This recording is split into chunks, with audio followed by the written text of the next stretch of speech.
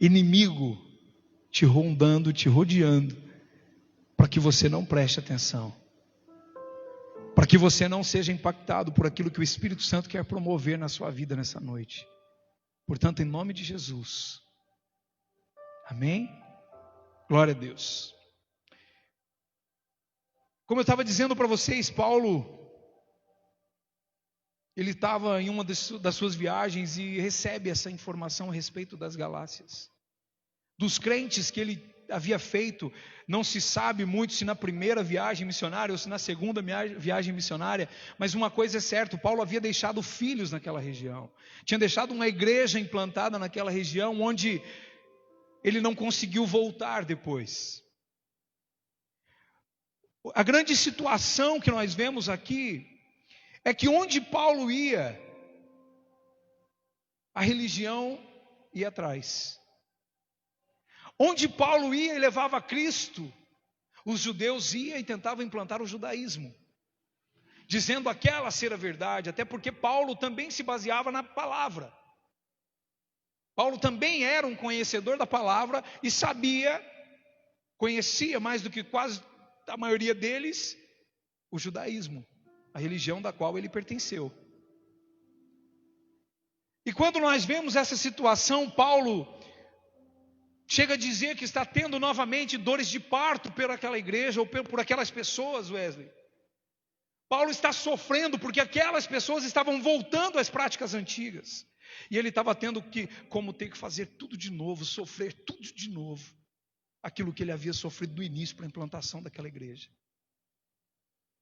E quando o Senhor começou a ministrar no meu coração hoje, eu falei, Deus, é muito doido isso aqui.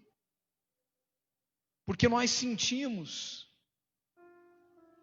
nós temos essa percepção de quando a igreja está saindo, ou ela está tendo um desvio na sua originalidade, ou naquilo que foi implantado no começo.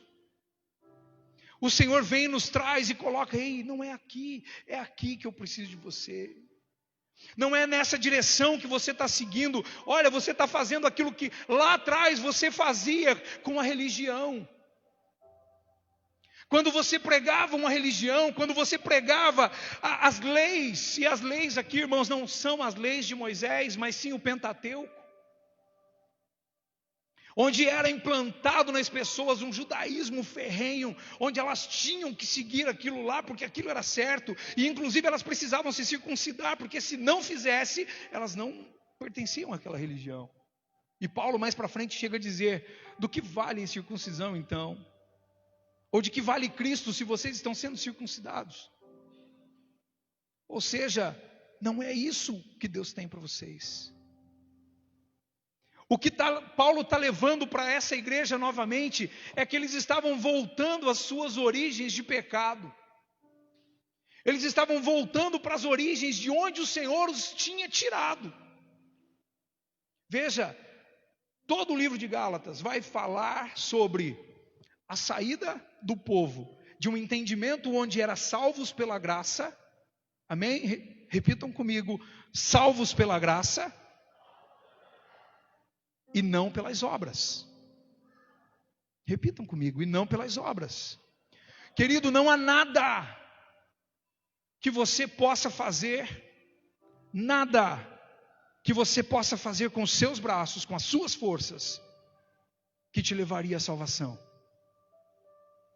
Você consegue entender isso? Não é a tua muita frequência na igreja. Não é ler a Bíblia inteira como nós estamos fazendo agora. Não é um jejum de 21 dias. O que faz você receber essa salvação é você entender o quanto você não merecia essa salvação. E o dom gratuito de Deus, a sua graça veio sendo derramada sobre nós através do seu Filho Jesus e nos deu o livre acesso, esse direito a essa salvação por Ele e não por aquilo que eu faço, não pela circuncisão, por exemplo, que era o caso aqui. Não por guardar o sábado. Não por praticar as festas judaicas. Paulo está trazendo para eles aqui, de volta, ei, essas pessoas estão entrando no meio de vocês para poder confundir vocês, para poder tirar vocês das verdades que foram colocadas no coração de vocês. e levando vocês às velhas práticas.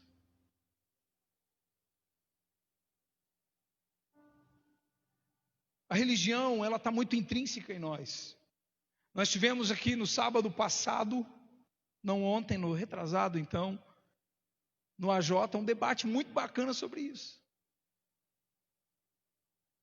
Muitas vezes nós achamos que o muito fazer nos leva para a salvação. Quero dizer para você que Paulo deixa muito claro aqui, não adianta você viver da lei, não adianta você viver das práticas. Ele chega a dizer aqui, vocês voltaram a guardar dias especiais, meses, ocasiões específicas e anos, ou seja, as práticas antigas. Deixaram de ser um povo que havia recebido um evangelho onde era gratuito, para poder voltar, ou para voltar para uma religião onde havia que se fazer algo para poder alcançar. Não eram então justificados pela fé, eram justificados pelas obras.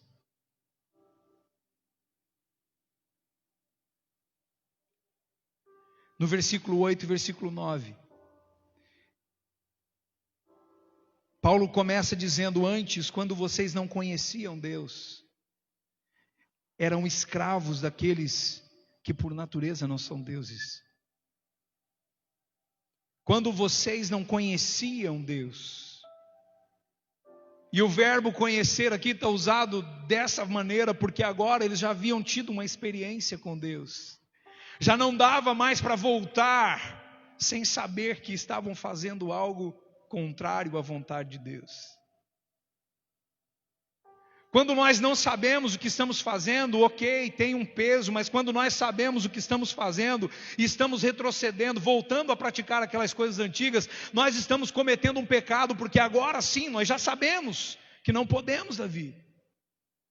Não é mais esse caminho, é esse caminho, esse é o caminho que te leva à salvação. Por que você está pegando esse? E o Senhor nos chama para voltar.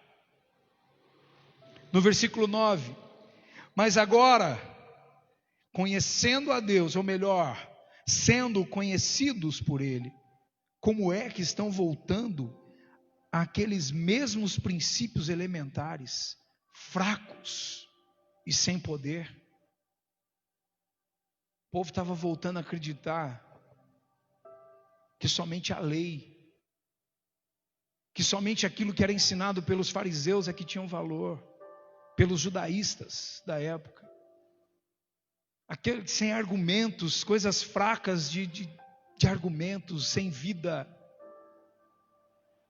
E muitas vezes a igreja atual, nós temos praticado essas coisas, temos voltado a acreditar que não, que você quer ver uma coisa que, gente, em nome de Jesus, nós precisamos eliminar isso do nosso meio.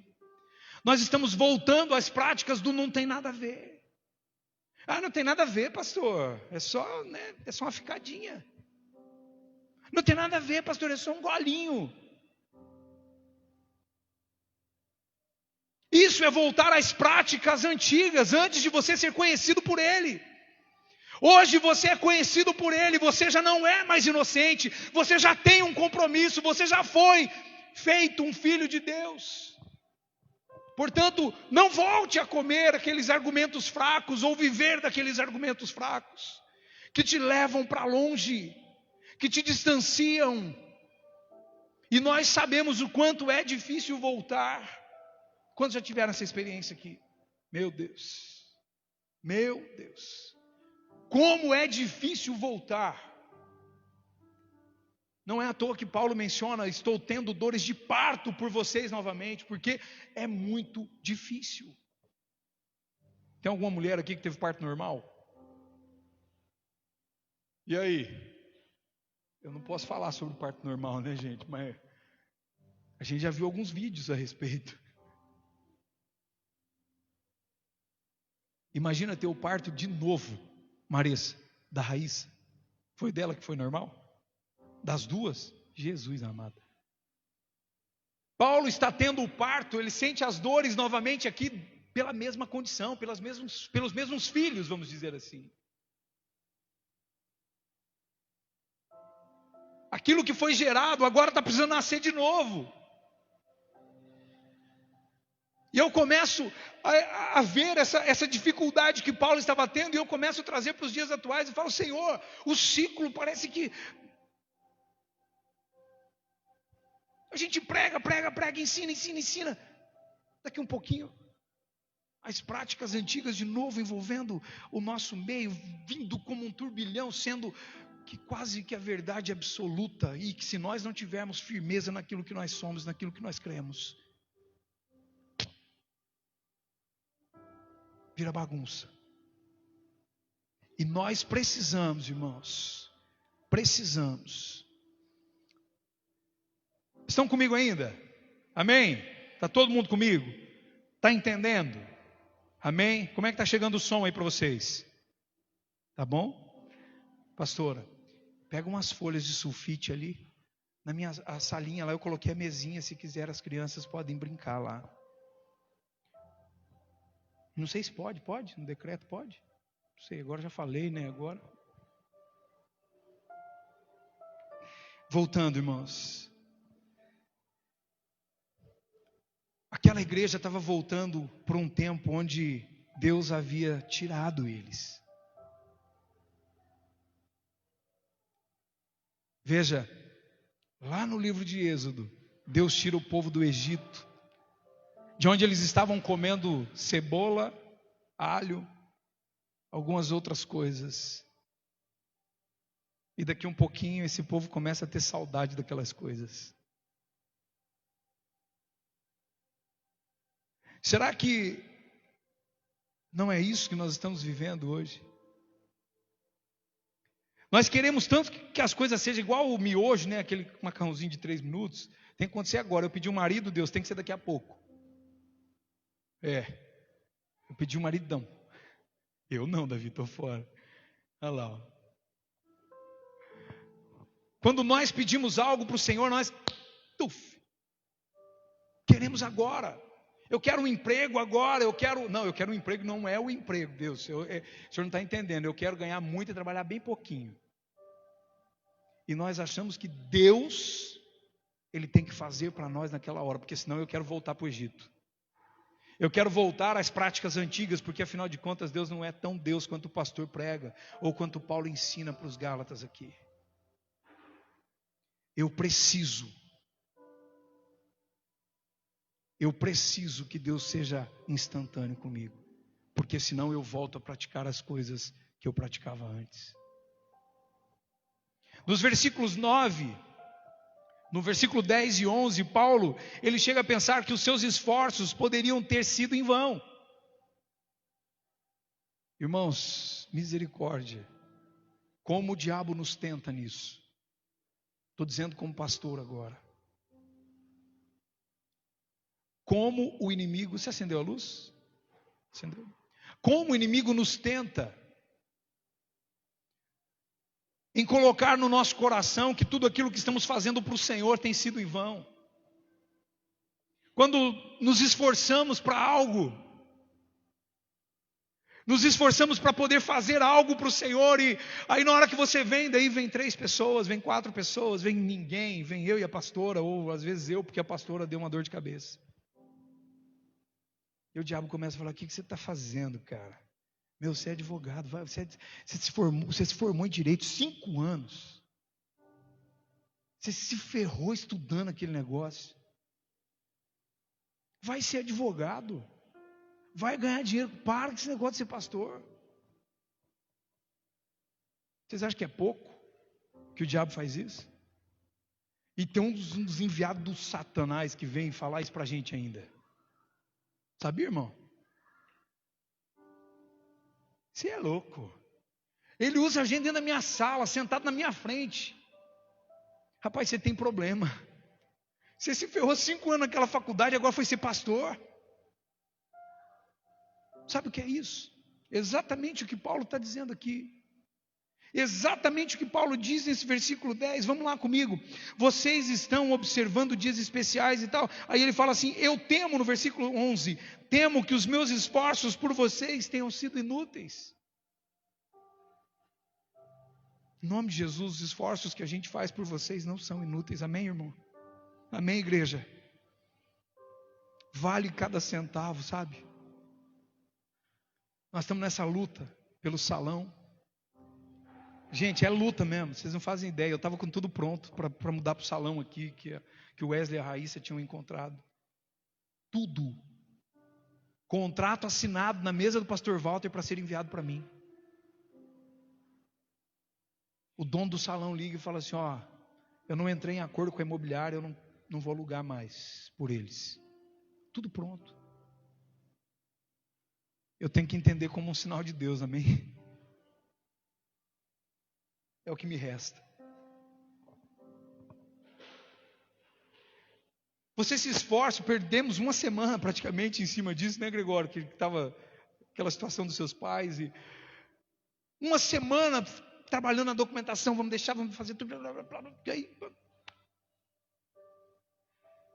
E aí eu vou ler Gálatas hoje, e Gálatas está dizendo assim: temo que os meus esforços por vocês tenham sido em vão.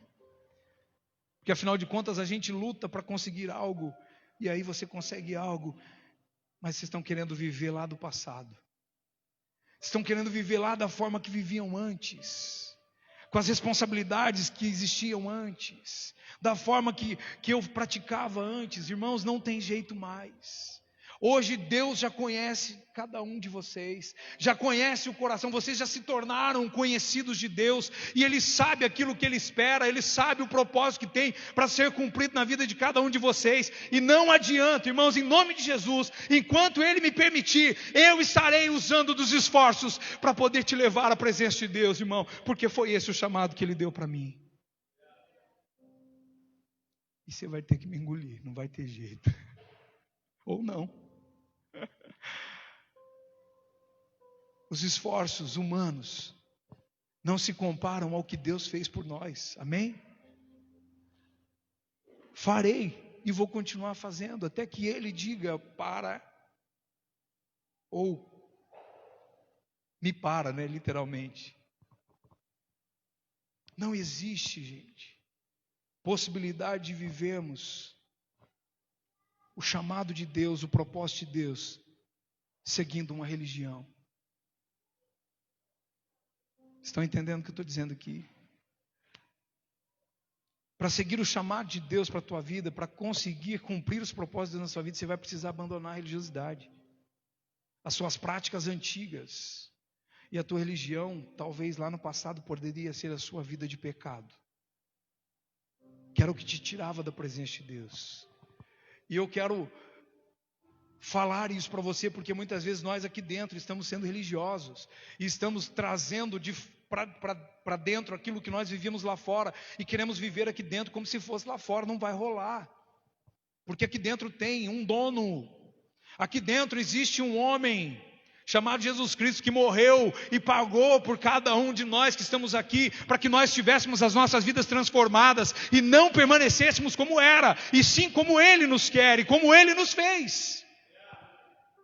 Então devemos abandonar, devemos deixar as coisas para trás, e viver os propósitos de Deus no presente, naquilo que Ele nos chamou para viver.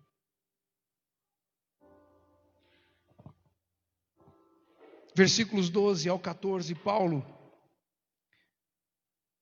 demonstra gratidão por tudo que haviam feito por ele. Nesse texto entra uma condição onde ele fala do espinho da carne que ele tinha. Esse espinho na carne, vocês não fazem ideia como é que os teólogos se mordem por causa desse espinho na carne. Um acha que é uma coisa, outro acha que é outra, outro acha que é outra, outro acha que é outra. E eu vou na onda daqueles que são a maioria, né? De que o problema de Paulo era um problema na sua visão. Uns acham que até era malária. Enrolou aqui. Uns acham até que era malária.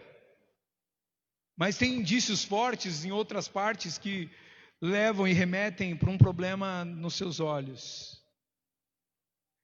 Mas Paulo, por que ele fala isso? E eu agora vou entrar nos detalhes aqui de estudo teológico mesmo, que a doença que Paulo tinha era uma doença que deixava os seus olhos meio que escamados,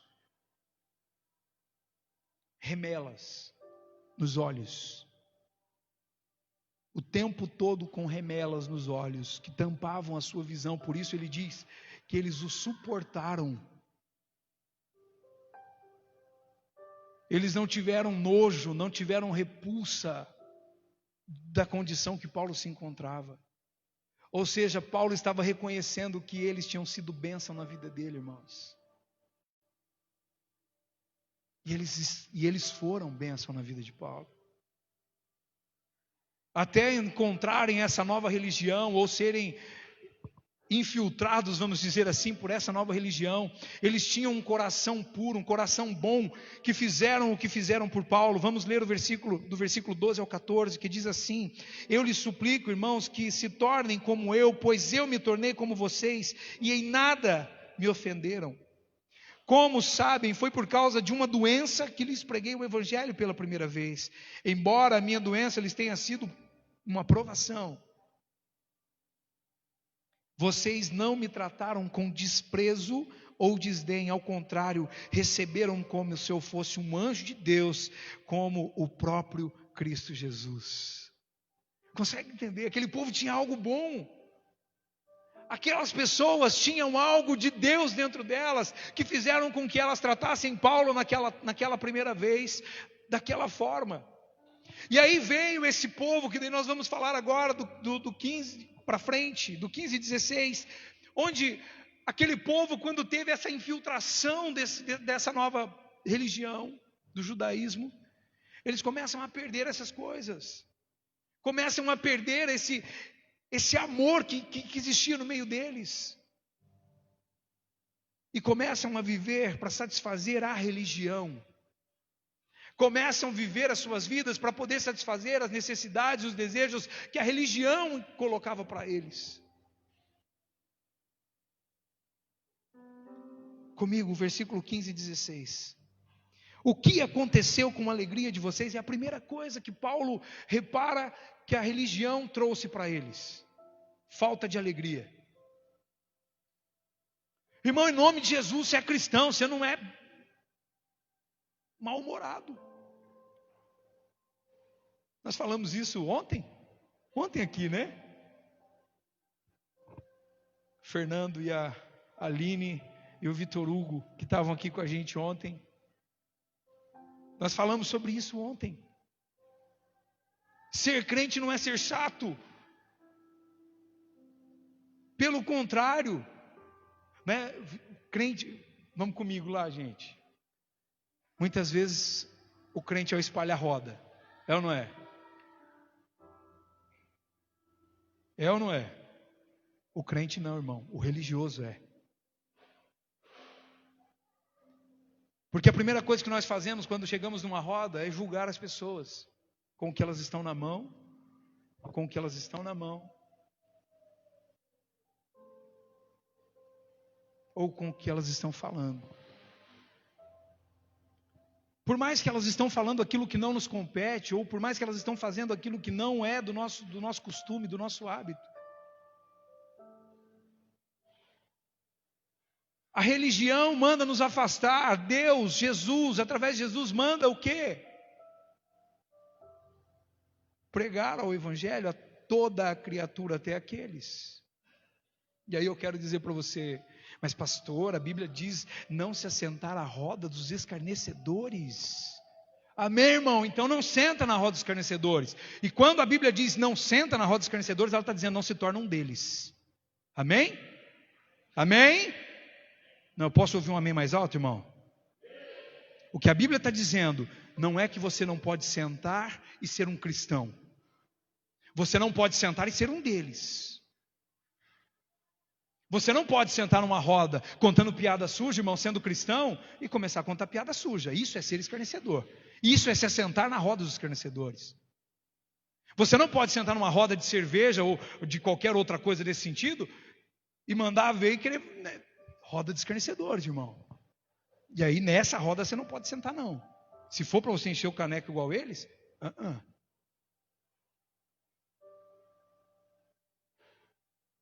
Nós até usamos o exemplo ontem. O que Jesus faria? O que Jesus faria no nosso lugar hoje? A Bíblia diz que ele pregava nas sinagogas o tempo todo, amém? Então provavelmente ele sairia do culto. Se não tivesse toque de recolher, ele sairia. Iria buscar um lugar no centro onde tinha bastante gente fazendo muita loucura. Ia chegar lá e falar: ei, eu vim para que vocês tenham vida e a tenham em abundância. Certo? E nós? O que nós falamos ontem? A gente chegaria e falava assim: ô, tá gelado isso aí? Eu não. Rapaz do céu, quando eu fumava esse cigarro aí, me dava um negócio ruim assim. E nós começamos a viver como a igreja das Galácias. Começamos a viver aquela vida começamos a voltar. Ao invés de ser influenciadores, como nós ministramos aqui outro dia, somos influenciados por aquela roda de escarnecedores. E o Senhor nos manda o quê? Pregue o evangelho para todos. Façam com todos. Engraçado, né, que ele fala assim: ide e pregar o evangelho. E aí a gente tem que ir. A gente tem que fazer aquilo que ele manda. Amém? Quantos estão entendendo aqui? Glória a Deus. Você está entendendo que você precisa deixar de viver a sua vida antiga para poder se concentrar em viver para aquilo que é o propósito de Deus para você? Você consegue perceber que Deus está te trazendo de volta para a origem? Deus, Ele deseja que você não saia da origem. Deus, Ele deseja que você não volte a viver aquela vida fake que você vivia. Porque a religião é isso. Muitas vezes a religião, sabe aquela coisa assim, você já ouviu, claro que você já ouviu, porque isso é o que mais tem. Mas eu não bebo, não fumo, não bato na minha mulher. Já ouviu isso? Cara, cesta básica, eu perdi as contas quantas dei esse ano. Sou bonzinho, cara. Vou para o céu. Já ouviu isso, irmão? Fala para mim, responde para mim. Dá um sinal com tua mão assim. Eu já, pastor. Amém, glória a Deus. Sandra, você nunca ouviu? Já? Isso é viver aquela religião. Isso é viver aquela situação antiga, de onde eu acho que fazer coisas que moralmente são aceitáveis ou são necessárias, me torna superior ou me torna merecedor da salvação. E Paulo diz que a salvação não é por obras, é dom gratuito de Deus, ou seja, é dada por Deus para aqueles que o recebem e o chamam de Pai. Abba, Pai.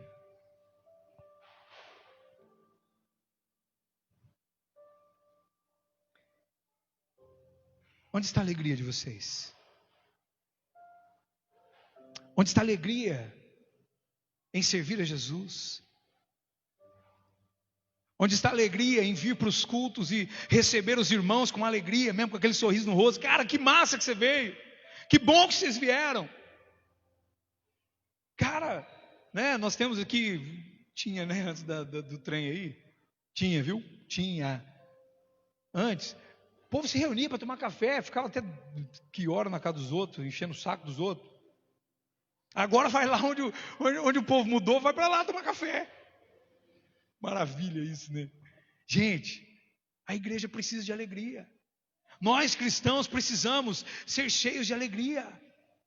Não podemos perder isso, porque isso faz parte do evangelho. E a alegria que eu estou dizendo, irmão, não é rir de piada suja não, amém? Alegria é em saber para onde você está indo. Alegria é saber o que você está vivendo e que o que você está vivendo está contagiando outras pessoas que estão olhando para você e dizendo: ei, eu quero ser igual a você. O que você tem?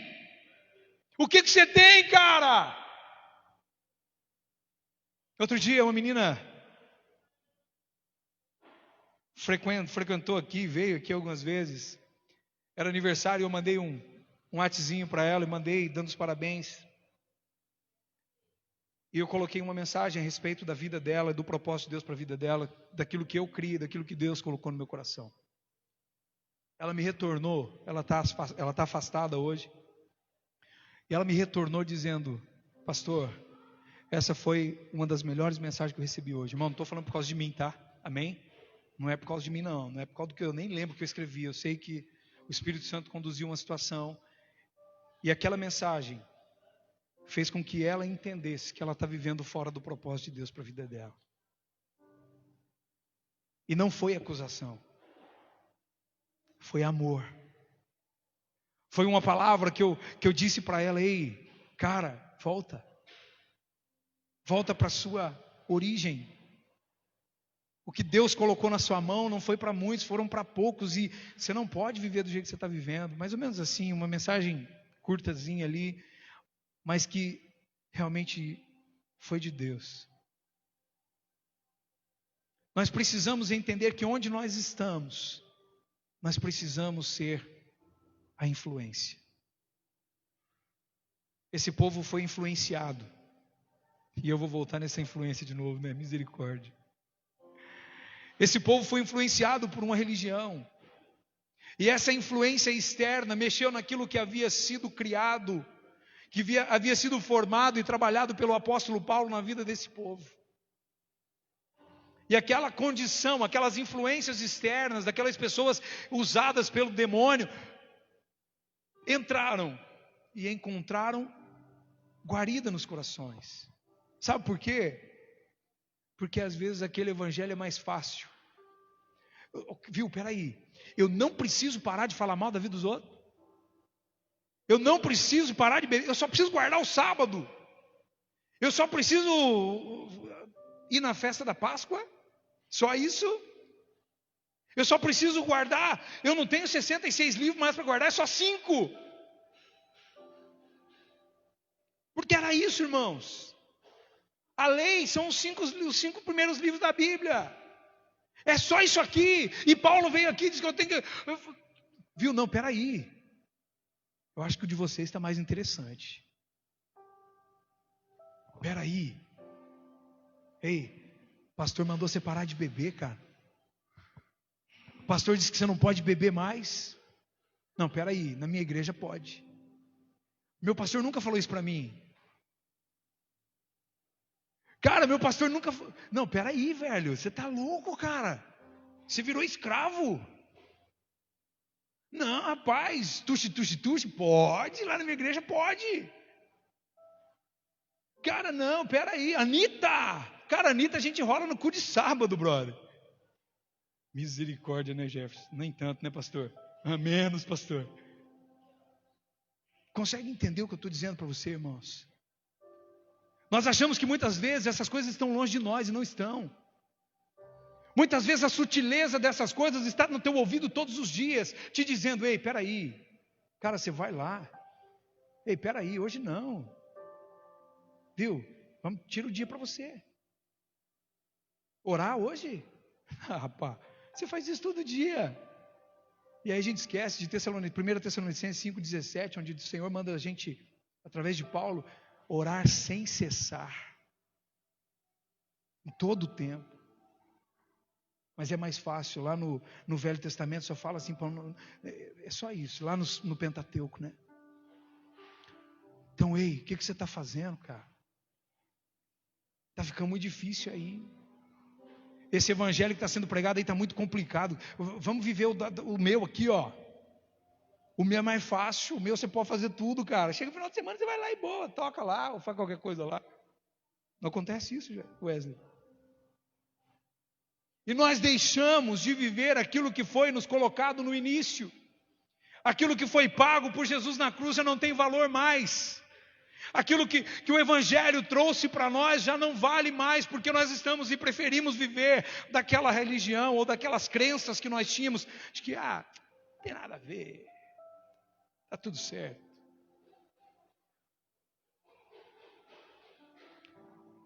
No versículo 17 e 18, Paulo mostra, e eu gostaria que vocês abrissem lá em Gálatas, voltassem um pouquinho.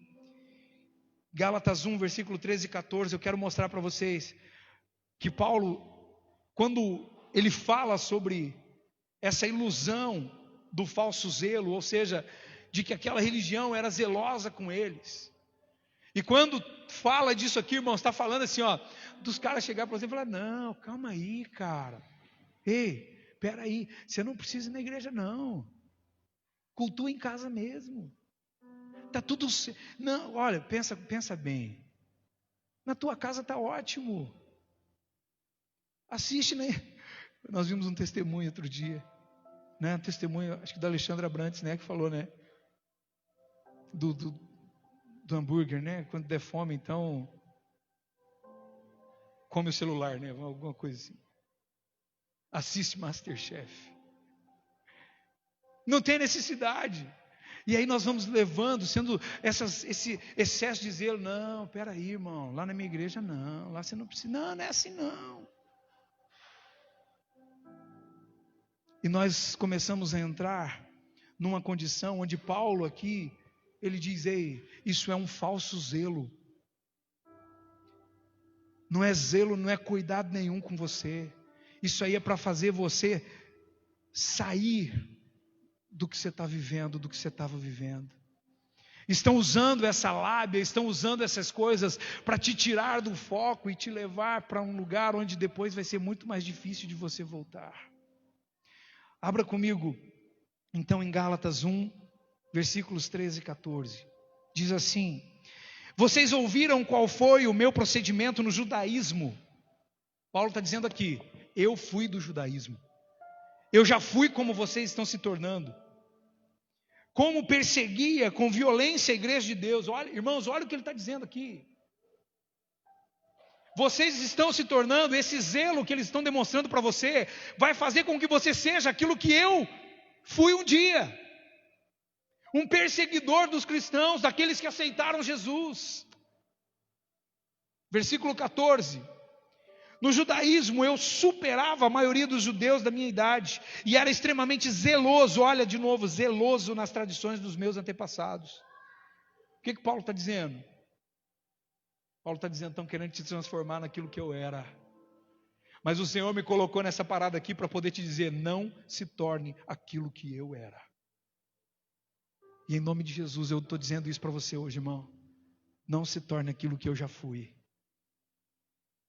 Não volte a praticar as coisas que você praticava. Talvez eu tenha sido um mau exemplo muito tempo. Mas hoje aquilo que eu tenho vivido, aquilo que eu tenho experimentado em Deus, me dá autoridade para dizer para você, não retroceda. Não permita que esse falso zelo, ou seja, que essas conversinhas na sua orelha, te tirem do caminho do Senhor.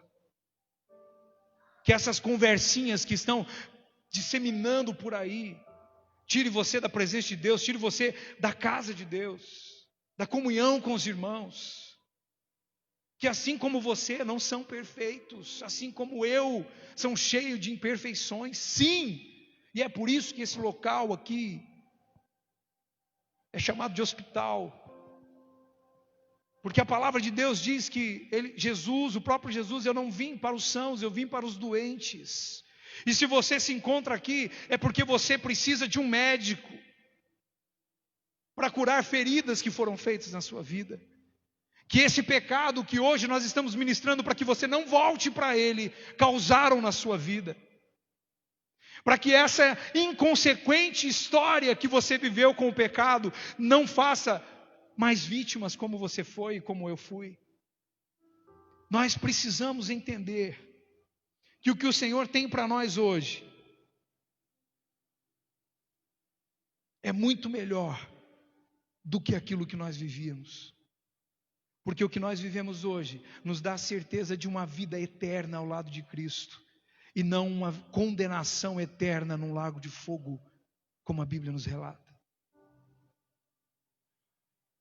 Se eu perguntasse, talvez muitos de vocês nem acreditam mais em inferno. Talvez essa seja mais uma dos zelosos pela sua vida, das pessoas que estão usando da sutileza para poder dizer, não, essa parada, o inferno é aqui mesmo. Quem já escutou isso? Já escutou isso? O inferno é aqui mesmo, irmão? Tá bom, se o inferno é aqui, eu quero ficar aqui, porque no meu quarto tem ar-condicionado, no meu carro tem ar-condicionado, não ganho tão mal assim, posso comer uma pizza, posso comer um lanche, posso viver as coisas que esse mundo aqui oferece. Se o inferno é aqui, irmão, e a Bíblia então é mentira, quando ela diz que lá é sofrimento e ranger de dentes, é mentira.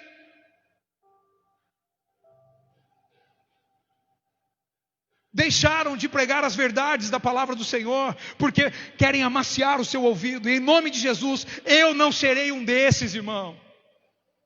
Como Paulo está dizendo aqui, como Paulo está dizendo no último versículo aqui, eu gostaria de estar com vocês agora e mudar o tom da minha voz, pois eu estou perplexo quanto a vocês.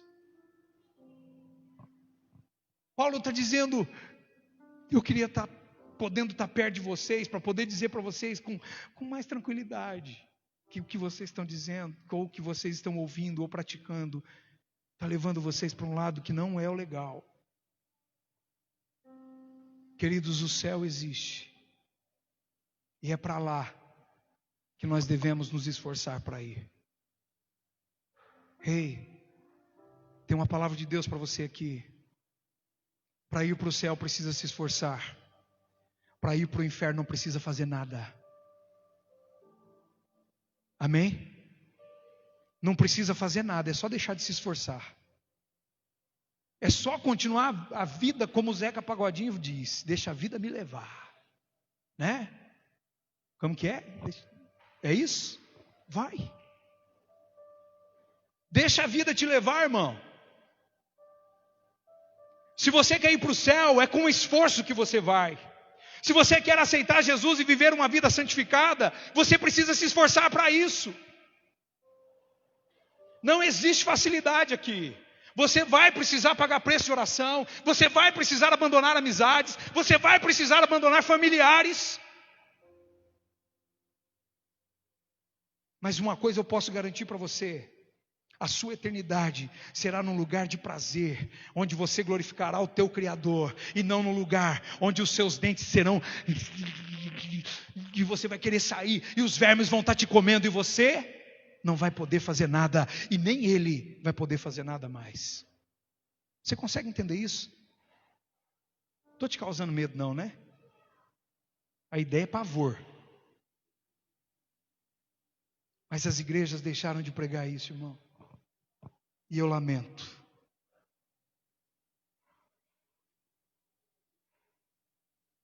Aquele povo sabia que o único meio para manter o zelo das igrejas da galáxia,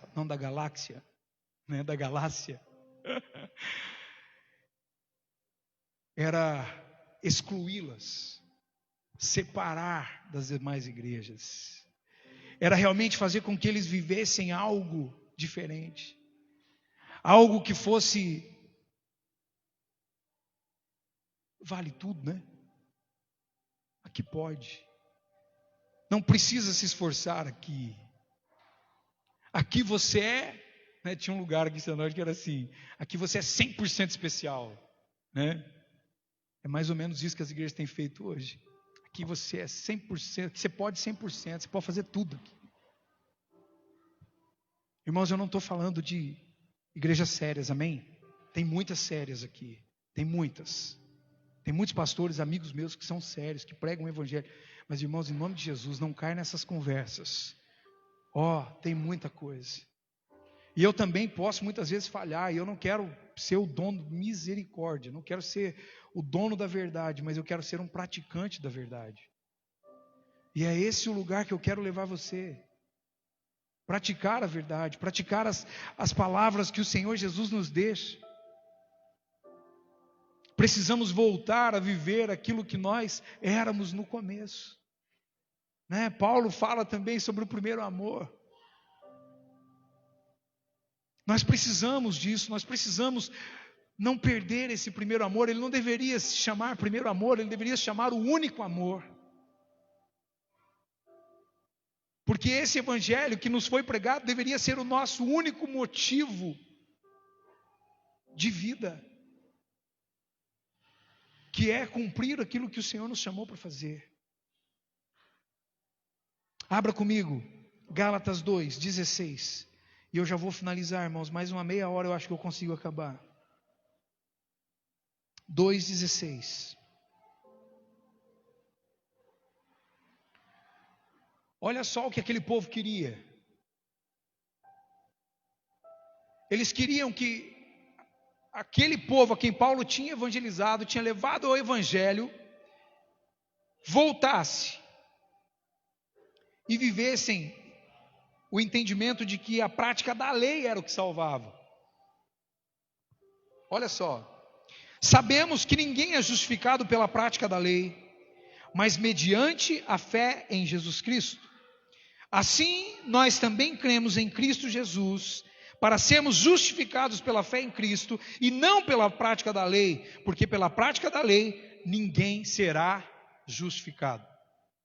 Ou seja, aquelas práticas que eles faziam, aquela parada que eles viviam, e que eles estavam tentando induzir o povo a voltar, Paulo alerta aqui no 2:16, não é isso aqui que vai justificar vocês, mas sim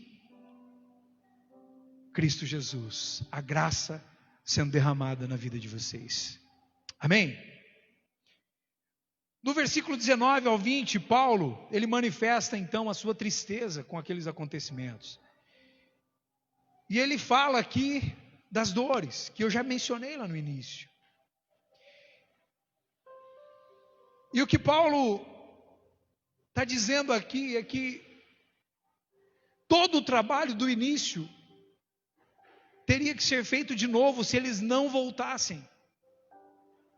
Tudo aquilo que Paulo se esforçou para fazer lá no começo, para que eles encontrassem Jesus, teria que ser feito novamente.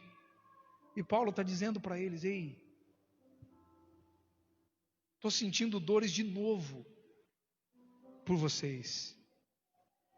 Estou sentindo essas dores de novo porque vocês voltaram a praticar aquilo que eu disse para não praticar. Aquilo que o próprio Jesus disse que não era o correto fazer. A igreja tem voltado a praticar essas coisas. Coisas totalmente antibíblicas. E o Senhor tem nos trazido essa mensagem, para que nós possamos entender que nós precisamos voltar e dizer não para essas sutilezas, para esse zelo que estão tentando nos colocar aos ouvidos. Eu e você temos uma responsabilidade com aquilo que nós aprendemos no início. Eu e você temos uma responsabilidade com aquilo que o Senhor nos ministrou desde o início e nos trouxe até onde nós estamos. O que nós não podemos permitir é que a igreja do Senhor se perca. Que a igreja do Senhor comece a ficar miscigenado, ficar cheio de coisas, de coisas que vêm de fora. Nós precisamos continuar as práticas bíblicas. Continuar aquilo que o Senhor nos pede para fazer, aquilo que os apóstolos